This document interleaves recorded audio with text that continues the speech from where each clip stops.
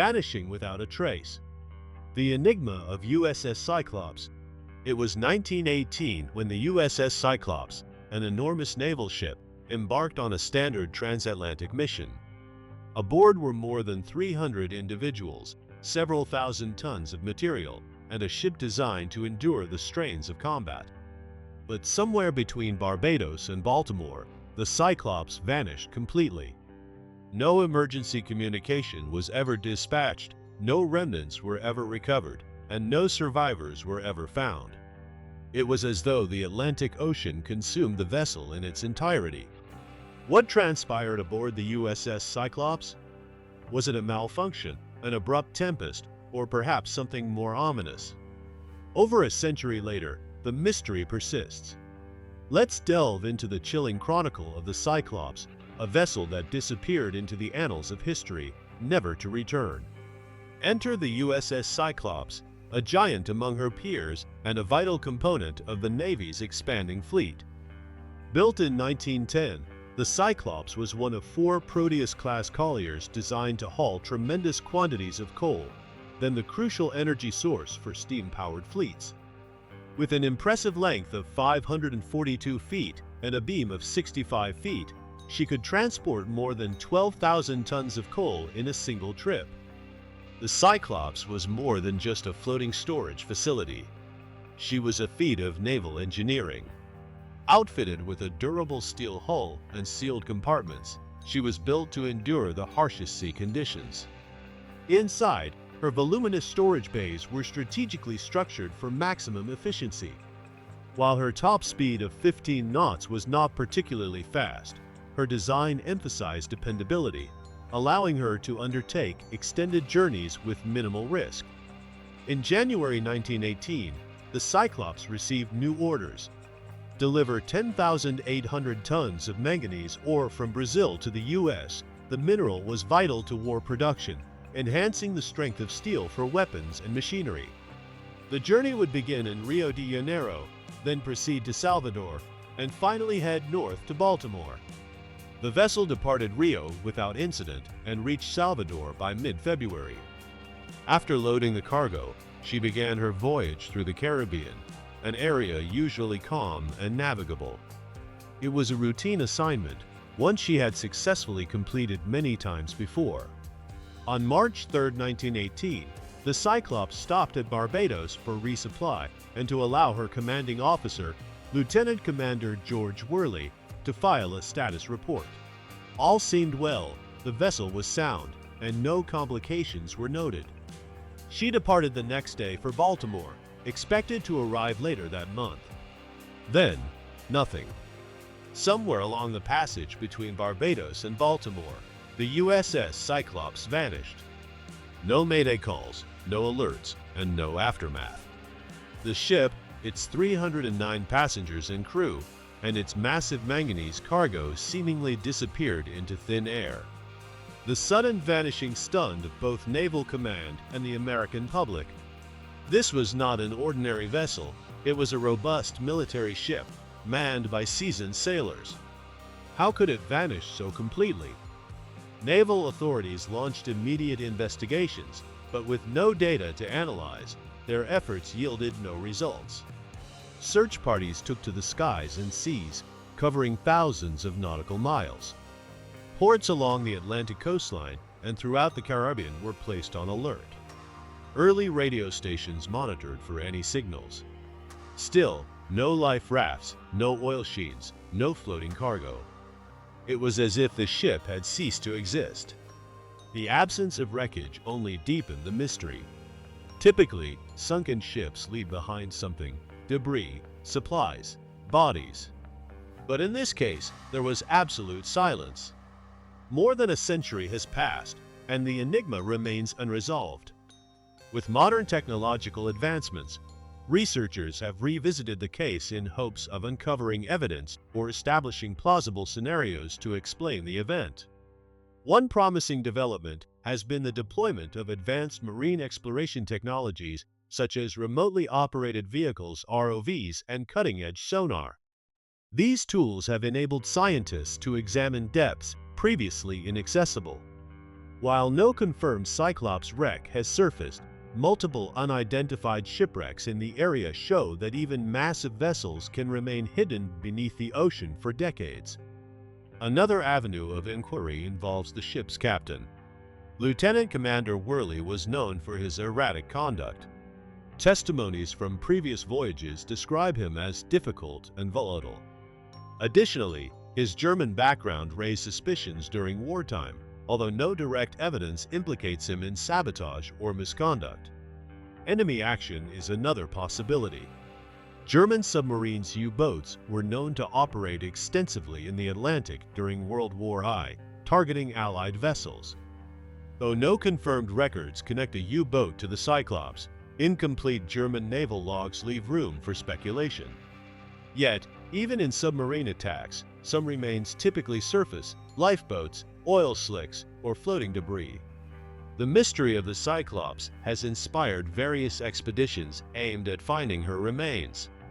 Maritime archaeologists and ocean explorers have proposed focus searches along her probable route, aided by state-of-the-art mapping systems. However, the sheer scale of the Atlantic and the depth of potential wreck sites make these missions immensely challenging.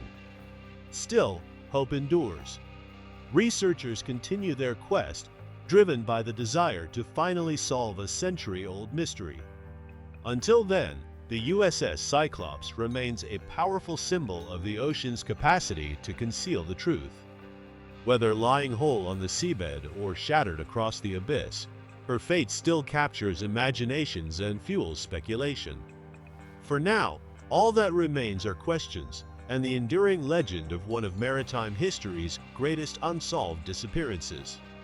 Ancient underwater world, the Forgotten Civilization of Pavlopetri. The tale that follows isn't about ghost ships like the Mary Celeste, which vanished without a trace, though that eerie mystery reminds us of how much the ocean can erase entire vessels, human lives, and the truths that surround them. But not all the sea's secrets are terrifying disappearances. Occasionally, it hides fragments of thriving societies, entire towns once buzzing with trade, culture, and life, now lying motionless in a hushed, underwater grave of silt and brine. Let's journey into this stunning saga of antiquity, mystery, and the ocean's immense force. No one could have guessed those faint glimpses were remnants of a city that came before classical Greece, even before the Egyptian pyramids. Pavlopetri's rediscovery began in 1967, thanks to Nicholas Fleming, a British marine scientist conducting seabed studies in the area. At that point in time, underwater archaeological work was still developing. Equipment was basic, and tools like sonar or 3D imaging didn't yet exist. What made Pavlopetri stand out wasn't just how old it was how incredibly well it had been kept. Many ancient cities have suffered from erosion, looting, and destructive human interference.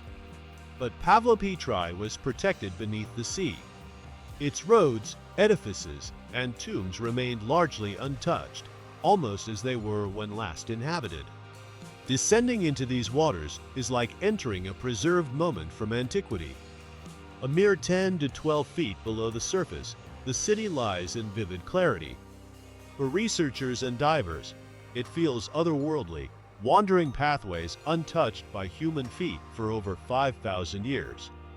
Pavlopetri is not a chaotic jumble of ruins, but a masterfully organized town, revealing the brilliance of its designers.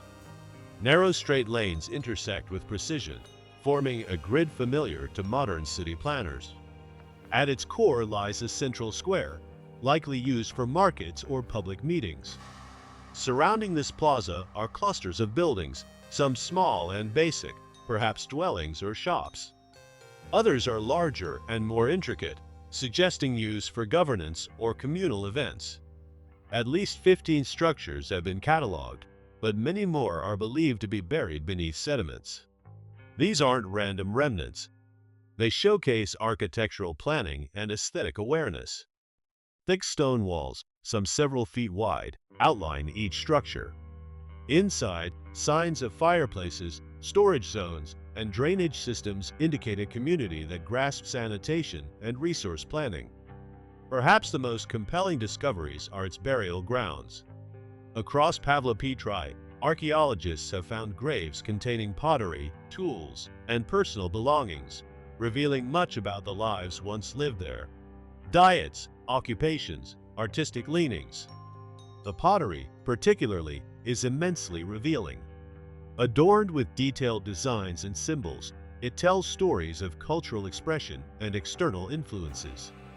Certain patterns imply trade with distant lands, suggesting Pavlopetri wasn't isolated, but rather part of a broader Bronze Age trading network. But this was no ordinary residential city, it was a coastal center of maritime importance. Large stone anchors and inclined boat launching ramps point to a community deeply tied to the sea. The city's protected bay and quick access to the open Mediterranean made it an ideal shipping and trading post. Experts now believe Pavlopetri was a crucial hub in the exchange of goods, culture, and technology across the Bronze Age world, connecting regions of the Aegean, Near East, and beyond. As excavations progressed, increasing evidence confirmed Pavlopetri's nautical prominence. Artifacts and instruments suggested expert shipbuilding and navigation skills. Abundant nearby timber and fertile land would have made it a robust center for commerce and agriculture. Pavlopetri isn't merely an ancient ruin, it's a submerged chronicle of human resilience and vulnerability. A rare preserved snapshot of life from the Bronze Age, it has transformed our understanding of ancient societies. Still, mysteries remain. Who exactly were the people who built this city? What was its role in its era's geopolitical landscape? And what secrets still lie under the sand? Its unearthing has granted researchers a remarkable perspective on prehistoric life. The layout, artifacts, and structures suggest a vibrant, connected civilization. But while we've uncovered much, its end is still debated. Many scholars suggest a mixture of both scenarios, tremors and floods occurring in deadly succession. Imagine a lively port town bustling with trade, then abruptly hit by an earthquake. Buildings fall, land shifts, and floodwaters consume what remains. Over centuries, sediment masks the ruins, until rediscovered in modern times. But beyond the physical collapse lies a deeper question. What caused its social and cultural fall? Some researchers propose that Pavlopetri was part of the Minoan civilization, a seafaring people known for art, architecture, and broad trade. If so, Pavlopetri might have been another casualty in the Minoans' dramatic decline around 1000 BC, possibly triggered by volcanic disasters, invasions, or political upheaval. Today, Pavlopetri rests just beneath the waves, a hushed monument to ancient ingenuity and adaptability. Forgotten for centuries, untouched by human hands, it has re-emerged thanks to modern science and persistent exploration. Who knows what further revelations still await beneath its sands? Specters Beneath the Sea, the Enigmatic Submarines of WWII. As the saga of the Waratah reminds us of the ocean's vast and unpredictable nature, we now delve into a different marine enigma, one not from the golden age of passenger liners, but born from the murky chaos of World War II. This is the narrative of the spectral submarines, mysterious undersea hunters that haunted shorelines, perplexed the Allied navies, and continue to raise profound questions about what might have occurred in the depths below. The Second World War wasn't solely waged on land or in the skies. It extended across the oceans, where danger was just as real and the stakes just as severe. From the freezing swells of the North Atlantic to the humid waters of the Pacific, submarines played an indispensable role. These quiet, elusive attackers prowled beneath the surface, disrupting enemy logistics, sinking warships, and occasionally shifting the momentum of entire conflicts. Naval leaders were left with chilling uncertainties. What exactly were these crafts? Could they be top-secret enemy machines? Or perhaps something even more mysterious? And more disturbingly, why did they always slip away undetected? More bizarre episodes unfolded in the Pacific. Near Guadalcanal in 1943, a U.S. destroyer detected a fast-moving underwater contact. The experienced crew, accustomed to engaging Japanese subs, was stunned by the object's agility and evasion tactics. Torpedoes were launched, but the target dodged everyone. Then it simply disappeared from radar, leaving the crew dumbfounded. These incidents all followed a similar script: an unidentified undersea craft exhibiting unexplainable performance, followed by total vanishing. These weren't easily dismissed as false positives or imagined threats. Naval personnel were trained to recognize real dangers and distinguish them from natural events. The clarity and consistency of these encounters made denial difficult. Some experiences went beyond technical anomalies. Sailors occasionally spoke of a sense of being observed or trailed, despite no visible contact. Others described strange, dim lights glowing under the water before fading away. In one case, an acoustic technician aboard a ship reported hearing what he called metallic murmurs, soft, mechanical sounds reverberating through the sea, never sourced or identified. The locations of these incidents added another layer to the mystery. The North Atlantic, infamous for rough seas and erratic weather, saw a high concentration of reports. The waters off South Africa's Agulhas Bank also hosted several unexplained occurrences, as did the Pacific regions around Japan and the Philippines. These places had one thing in common: they were vast, remote, and hard to monitor, ideal hiding spots for anything trying to stay out of sight. One of the more disturbing reports came in 1944, near the Ogasawara Islands. A Japanese freighter claimed it was being shadowed for 2 straight days by a strange submarine. Unable to escape, the crew eventually abandoned ship out of fear of an attack. But when Allied ships found the freighter, it was adrift, untouched, and alone.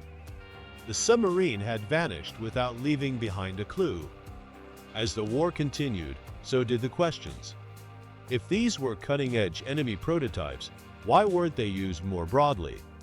And if they weren't enemy technology, then what were they? And how could something so large and seemingly advanced disappear repeatedly without leaving a single trace?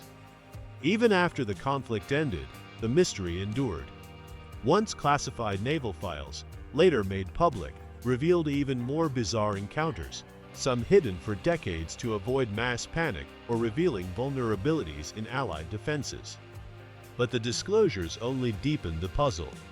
These elusive submarines remain shadows, untraceable and inexplicable. Historians and naval scholars have puzzled over these cases for decades. Unlike other wartime mysteries that often have clear-cut explanations, the phenomenon of phantom submarines is so unusual that it's inspired a wide range of theories, some grounded in reality, others bordering on science fiction.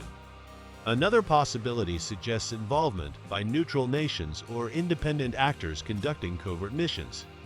Sweden, for example, maintained an active submarine fleet during the war, and its Baltic proximity made it a hub for intelligence gathering. Some believe that neutral countries may have discreetly dispatched subs into contested zones for espionage or national interest. Yet this raises another issue. Neutral nations wouldn't want to risk discovery, which could compromise their neutrality. Moreover, there's scant proof that any of their vessels performed at the mysterious levels described. Skeptics propose simpler explanations. They argue that the stress of war, sleep deprivation, poor visibility, and rudimentary radar/sonar technology might have caused misreadings. Underwater volcanic activity, schools of fish, or floating wreckage might have looked like submarines on sonar.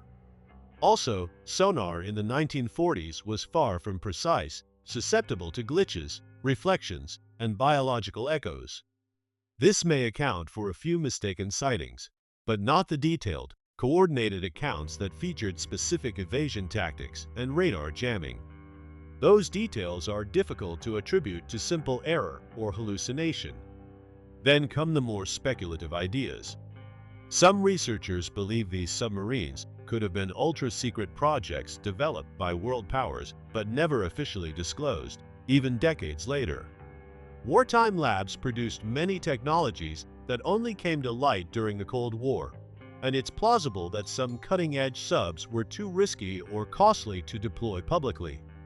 The mystery of these phantom submarines has left a deep imprint, not just on the history of WWII, but on our understanding of the ocean's mysteries. These stories remind us that, even today, vast portions of the sea remain unexplored and enigmatic. Despite our technological leaps, the ocean conceals secrets we've barely begun to uncover. In recent years, renewed interest in these lesser-known phenomena has led researchers back to the phantom submarine Enigma. Declassified documents, enhanced sonar, and deep-sea exploration have offered fresh insights into a few incidents, but most remain unsolved. Were these high-tech subs that sank before revealing their secrets? Could they still lie undiscovered on the seabed? These unanswered questions continue to drive curiosity and investigation, keeping the mystery of the phantom submarines alive, lurking just beneath the surface of history. The vanishing of the Waratah. A maritime mystery, the unexplained loss of the USS Cyclops stands as a chilling example of how even massive and technologically sophisticated vessels can disappear entirely, consumed by the vast, unpredictable sea. It's a case that has confounded experts and historians for over 100 years, leaving nothing but speculation and countless theories in its wake. But Cyclops was not the first ship to meet such a puzzling end. Almost 10 years prior, another ship, Waratah, often described as the Titanic of the Southern Hemisphere, also vanished off the South African coast under similarly eerie circumstances. Let's delve into the tale of the Waratah, a vessel that launched with grandeur but was never seen again. At the dawn of the 20th century, Australia was flourishing with optimism. The economy was growing, trade routes were expanding, and there was a rising demand for luxurious travel. Ships weren't just tools of trade, they were symbols of national pride and connectivity, transporting people across continents to new beginnings. Her first journey from London to Sydney in late 1908 went smoothly. Those on board were impressed by the ship's refined interiors and stable sailing. The Blue Anchor Line celebrated its new flagship, which quickly gained popularity among both travelers and shippers. By July 1909, the Waratah embarked on her second voyage. She departed Sydney carrying 211 passengers and crew and was filled with goods destined for Europe. Scheduled stops included Durban and Cape Town before she would enter the Atlantic Ocean. The mood on board was upbeat as she crossed the Indian Ocean. Passengers enjoyed the amenities and the social camaraderie. However, as the ship neared the southern tip of Africa, troubling signs began to surface. Some travelers noted the ship seemed unstable in turbulent waters, tipping more than anticipated. Others described a strange, unsettling feeling they couldn't explain. Though the crew dismissed these concerns, they would later become chilling warnings. On July 26, 1909, the Waratah left Durban en route to Cape Town, what would become her final journey. Her departure was uneventful, and passengers were excited to reach Cape Town, a major stop before continuing the long trip to London. Conditions were calm, the ship was fully stocked, and nothing appeared amiss. To everyone on board, it felt like just another routine leg of the trip. Around 6 p.m. on July 27th, the cargo vessel Clan McIntyre, traveling a similar course, reported seeing the Waratah. The two ships exchanged standard signals, and the Waratah appeared to be sailing normally along the coast. This brief exchange marked the last confirmed sighting of the ship. Once she vanished beyond the horizon, she was never seen again. When the Waratah failed to reach Cape Town, initial reactions were reserved. Delays were common, especially in 1909, where rough currents and unpredictable weather plagued the South African coast. But as time passed and no word came, concern turned into dread. The Blue Anchor Line, owners of the ship, quickly initiated a search operation. Other ships from their fleet and nearby vessels were redirected to sweep the waters between Durban and Cape Town. Hundreds of miles of dangerous coastline were searched, focusing on the area where the Clan McIntyre last spotted the Waratah. Crews were told to look for anything, debris, life rafts, or survivors. But nothing surfaced. The search was hindered by the powerful Agulhas Current, one of the strongest in the world, which merges with frigid Antarctic waters, creating a hazardous stretch of ocean. Wrecks in this area are often swept away or pulled into deep-sea canyons, making evidence difficult to locate. By late August 1909, hope of finding any survivors dwindled. Still, rumors persisted. Some claimed to have seen strange lights at sea, suggesting the ship might still be adrift, passengers and crew alive but helpless. Others believed the ship had run aground on an unknown reef or island. Theories ranged from credible to outlandish, but none produced answers. In September, the Blue Anchor Line launched a second search. This time, the steamer Wakefield retraced the Waratah's path, checking every known hazard zone. Yet again, the mission turned up nothing: no bodies, no wreckage, not even a clue. It was as though the ocean had erased the ship from existence. Over the years, additional efforts to find the ship have been undertaken. Even with modern tools like sonar and deep-sea scanning, the search area remains difficult due to rough seas and a seabed cluttered with centuries of wreckage. To this day, the Waratah has never been found. Her story remains one of the most perplexing enigmas in nautical history, a haunting example of how merciless and mysterious the sea can be. The enduring puzzle of the Waratah has fascinated historians, naval experts, and enthusiasts alike.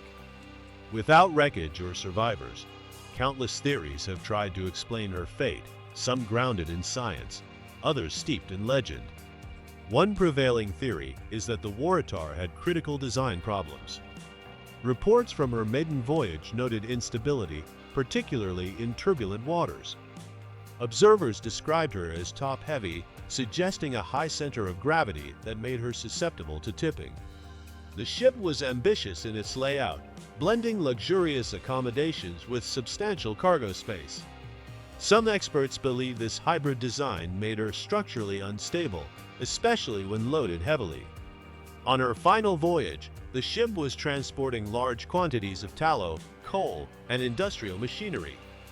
If this cargo had shifted during a storm, the vessel could have capsized instantly, leaving no time to send a distress signal or abandon ship.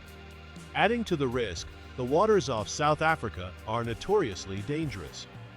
The Agulhas Current and frequent storms can produce colossal rogue waves, towering walls of water reaching up to 100 feet. Such waves have sunk even the toughest ships, and the Waratah, already unstable, may have stood little chance. There were also possible human errors. Captain Joshua Ilbery, though highly experienced, may have underestimated the ship's flaws. Some accounts suggest he dismissed concerns from passengers and crew. If the Waratah strayed too close to the shoreline or struck an uncharted underwater hazard, disaster could have struck swiftly. While less probable, some theories propose sabotage or criminal activity. The ship carried valuable cargo, including precious metals, which could have made her a target. However, there's no evidence of piracy, and such attacks were rare in that region and time period. More speculative ideas have also emerged. Some suggest the ship was consumed by a supernatural force or slipped into another dimension. Comparisons have even been made to the Bermuda Triangle, despite the vast distance. These theories, while lacking factual support, reflect the enduring mystery and our fascination with the unknown. The simplest explanation may be the most accurate. The Waratah lies at the ocean's bottom, hidden in a remote canyon or beneath a blanket of wreckage. The Agulhas Bank is a perilous stretch of sea, known for powerful currents and deep underwater valleys. It's entirely possible the ship is there, just out of reach of detection. In spite of all the theories and technological advancements, the fate of the Waratah remains unresolved. Her loss underscores the sea's relentless ability to guard its secrets.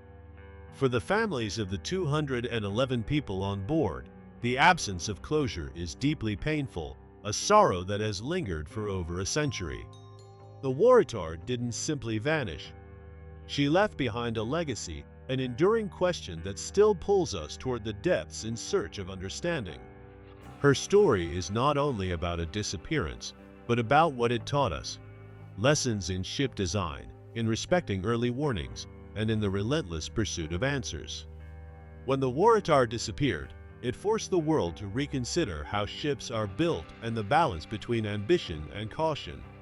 Her fate became a cautionary tale, a study in engineering missteps, ignored signs, and the humbling power of the ocean.